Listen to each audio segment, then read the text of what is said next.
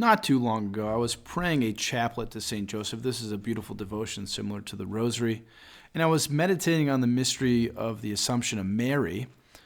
And I had this beautiful thought. I thought that this was the moment that the entire Holy Family was reunited in heaven. Right? Because we know that Joseph,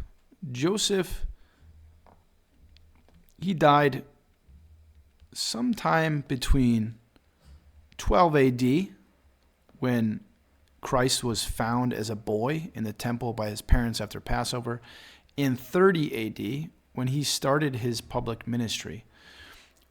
And Joseph is no longer mentioned in the scriptures, so it's thought that Joseph died somewhere in this point.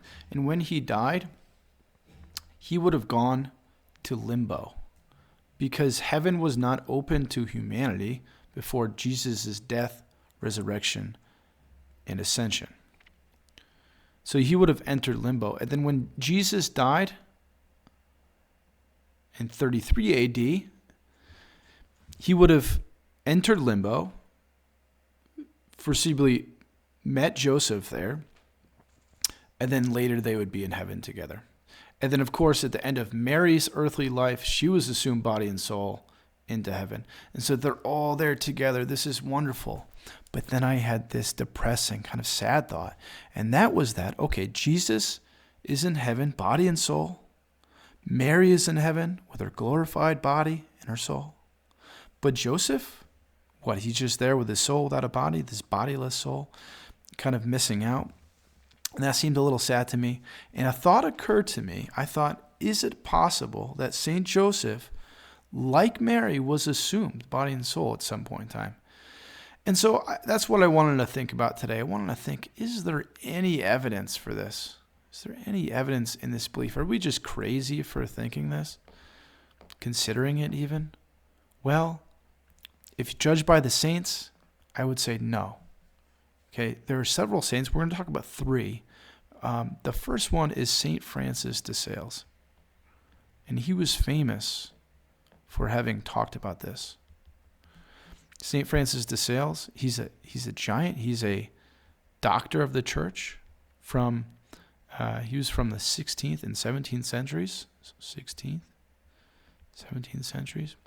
And I'm going to give you three reasons, three things that St. Francis talked about for why we might think that St. Joseph was assumed. And this is not an exhaustive list, but the first is just his close association with Jesus and Mary. Okay, St. Joseph, of course, he was the foster father of the Redeemer.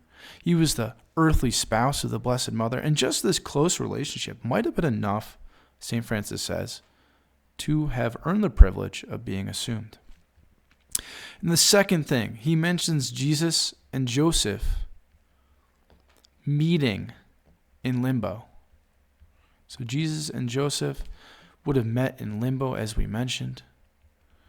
And when this happens, he's known to have several quotes, actually, beautiful quotes. I recommend you look them up, of St. Francis speaking in the perspective of St. Joseph, pleading Jesus, saying things like, I cared for you as a child. Now care for me and bring me with you, body and soul, into heaven.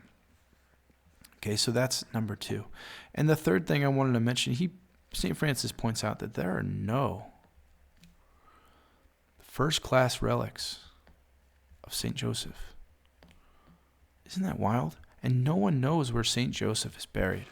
So that's another reason why we might think, hey, maybe he was assumed body and soul in heaven. Okay, the next saint I wanted to think about was Saint Bernadine of Siena.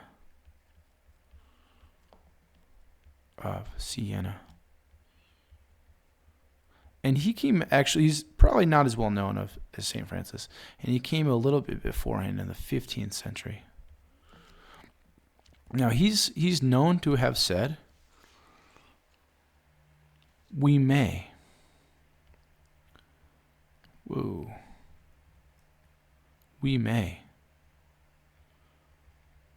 piously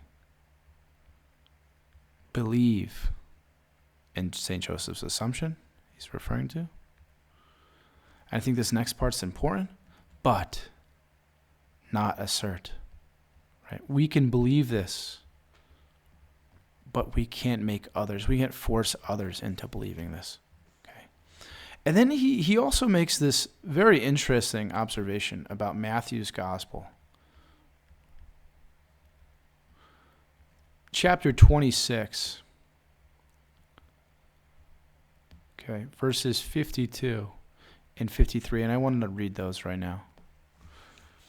Those say, "Tombs were opened, and the bodies of many saints who had fallen asleep were raised. And coming forth from their tombs after his resurrection, they entered the holy city and appeared to many."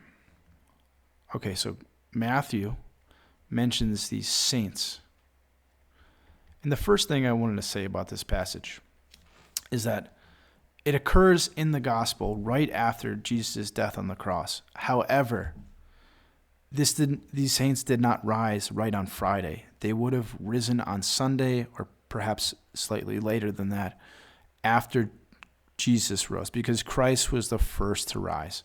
Okay, with that said, the thought is that if St. Joseph were among these saints, he may have been assumed into heaven, body and soul. Now, some have said, well, no, these saints, they just rose, they appeared to many, and then they re-entered their tombs and they're waiting for the second coming. That is a possibility, but there have been great minds like St. Jerome and St. Thomas Aquinas who have said, no, God would not do this. This would have been more torment than just being left alone in their tombs, and so God would not have done this. And so if St. Joseph were among these saints, well, he would have been assumed at that time. Okay, let's look at one more. Let's look at a more contemporary saint this time, Pope St. John the 23rd. He was also a believer in St. Joseph's Assumption. Okay, this is funny. I always want to say Saint Pope John, but no, it's actually Pope St. John. Okay, that's anytime a pope is a saint, the pope comes first. And he died in 1963. So this is much more contemporary. And just here, take a look at this symbol here. It looks like a cross. That's actually it's called a dagger, and it just says that this person died in this year. Okay. So actually 3 years earlier in a homily in 1960, he has a quote saying,